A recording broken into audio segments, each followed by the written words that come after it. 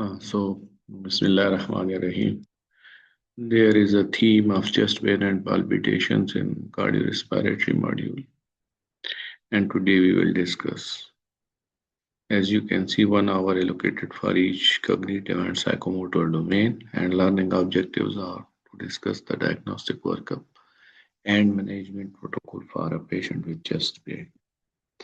And in psychomotor domain, that is practical domain, you will take history and perform physical examination of a patient with chest pain. And we would stick to our learning objectives as per the standard document of Khyber Medical University. My humble introduction, I am Dr. Asifullah. I did MBBS from AMC. I am FCPS Cardiology trained by HMC MTI PGMI. I have diploma and master's scholarship in health profession education from the Khyber Medical University. I am a national and international research scholar. I have undergrad and postgrad teaching experience. I am a member of Pak Cardiac Society, Pak Society of Interventional Cardiology, and National Board of Examiners for PMDC. I have been with KMU since 2022 as a regular employee and interventional cardiology. I practice at EIMS Peshawar. I am professor eligible from Pakistan Medical and Dental Association. I have no relevant disclosures and I have no financial conflicts with any information that I am going to share.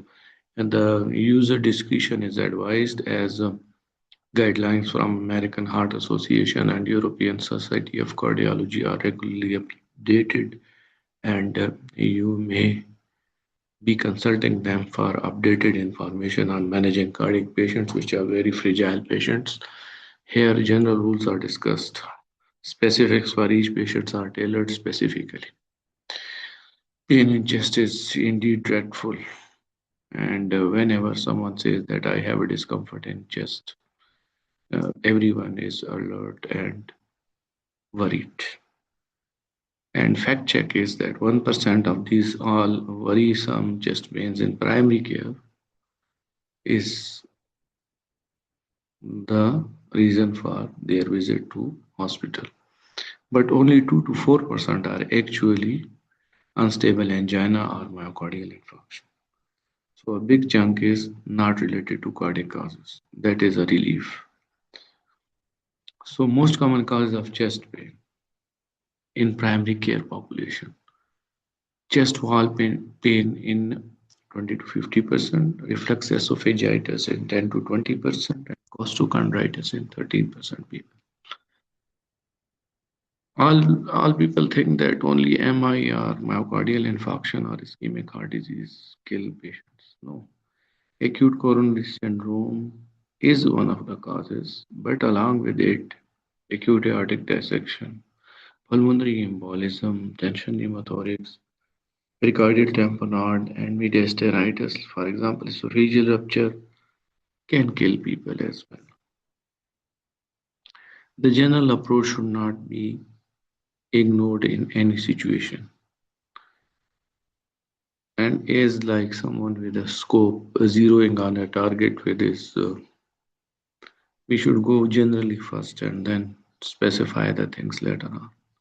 So onset of pain, provocation, or palliation, quality of pain, its radiation, its site, its timing, prior diagnostic studies that patient has already underwent in past, associated symptoms and preceding or concomitant symptoms are all part of this general approach to the chest discomfort or chest pain. As it is said that nothing comes alone.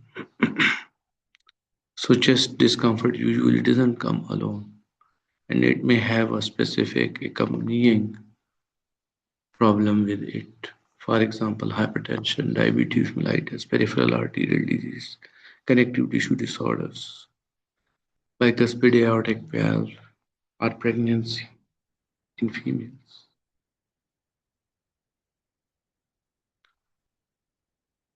Other accompanying events might be trauma, major surgery, or medical procedures like endoscopy, aortic catheterization, Periods of immobilization like long plane ride, long travels, cocaine, cigarette, ice, wheat pill use, and family history all are important.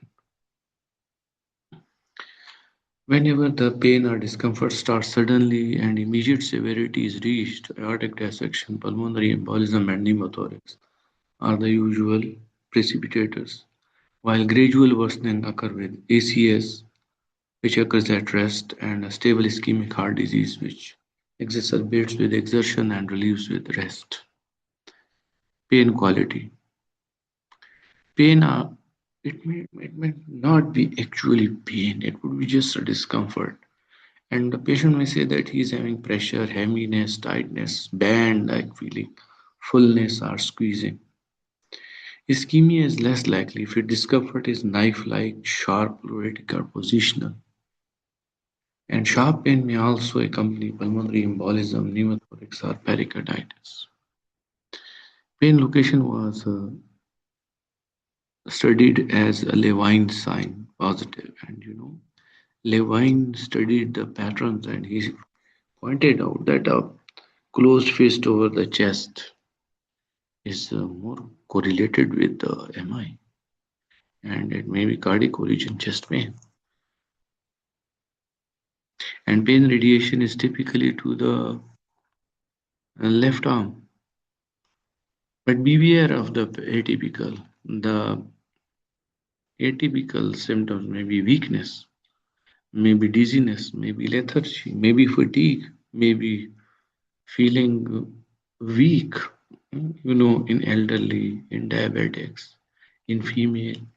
In patients with chronic kidney disease, they may have atypical symptoms. They might not be so much clear cut, chest pains or discomforts that we usually read in the books. So be aware of the atypical. Diaphoresis, nausea, and vomiting usually occur with acute coronary syndrome, but it can occur as a part of aortic dissection, pulmonary embolism, heart failure, and esophageal spasm. Syncope, hoarseness, paraplegia can be with a chest pain and aortic dissection.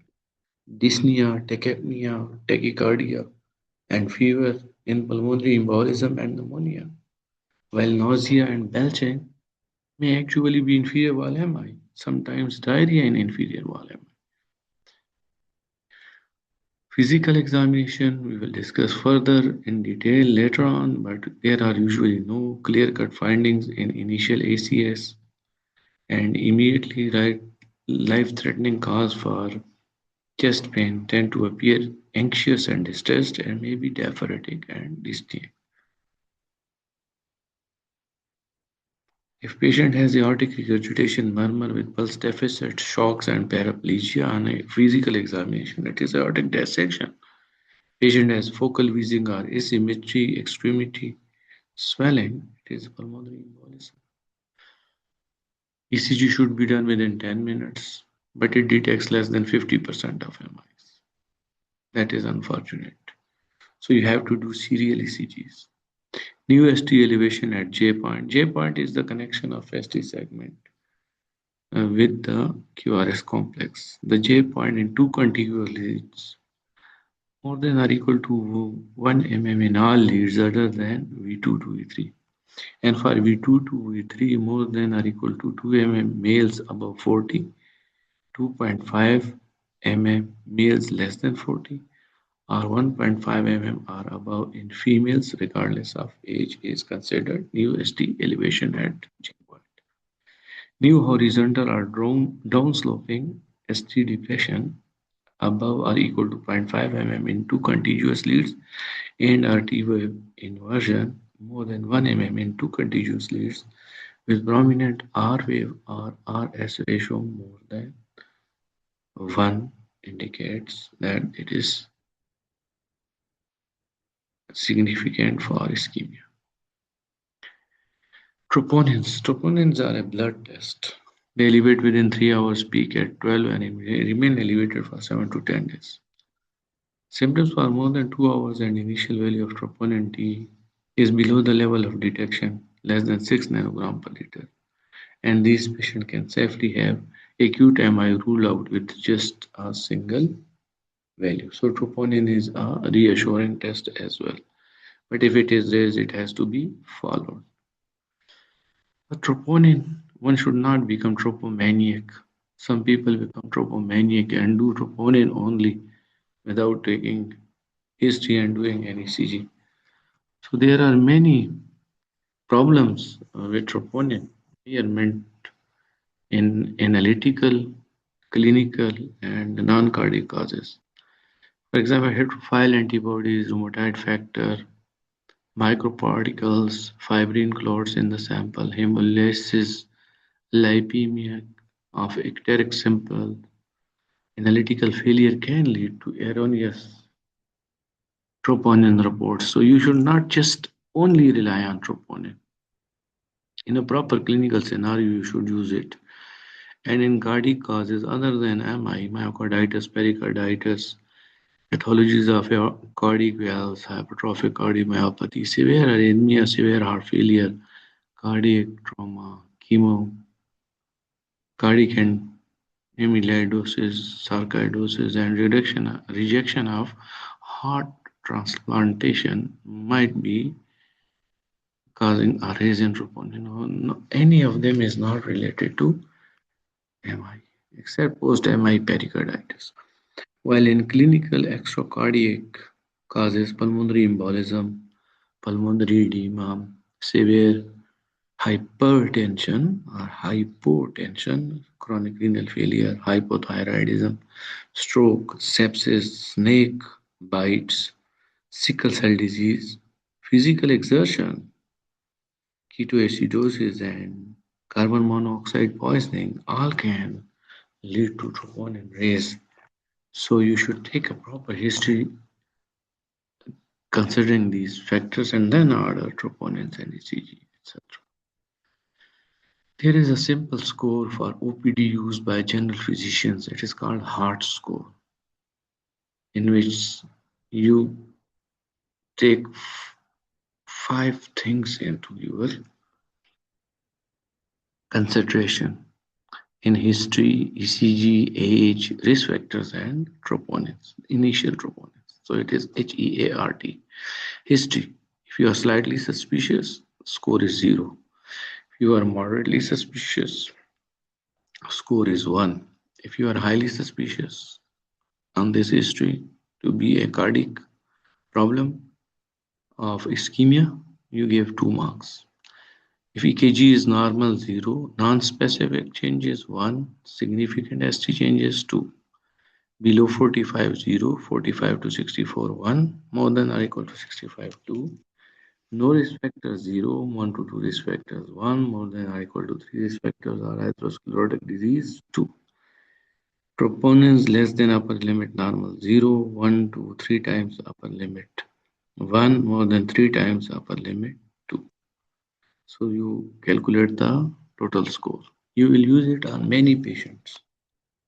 And when you practically use this score on many patients, you will then remember this score.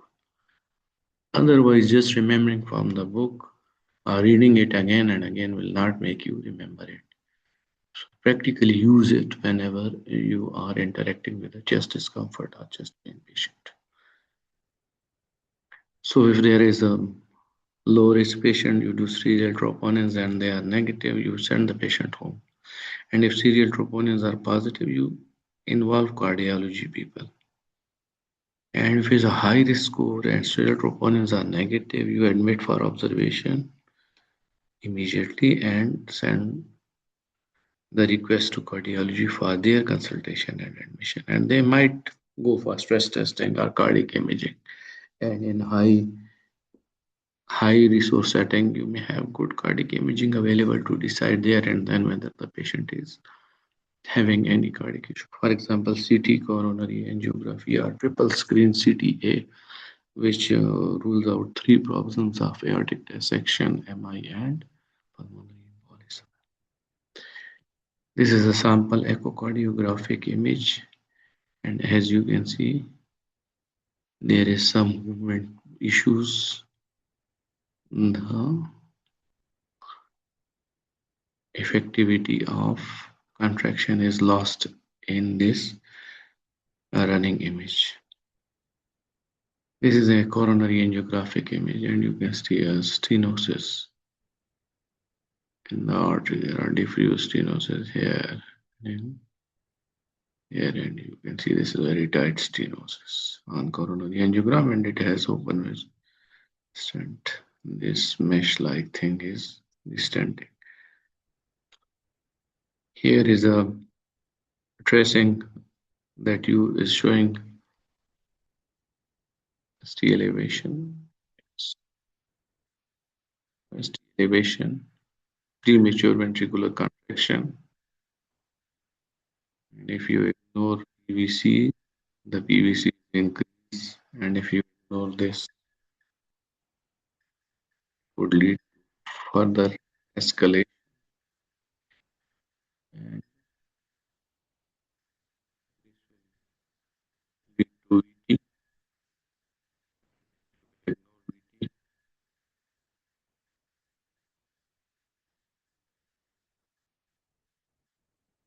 It will lead to VF, and if you ignore VF,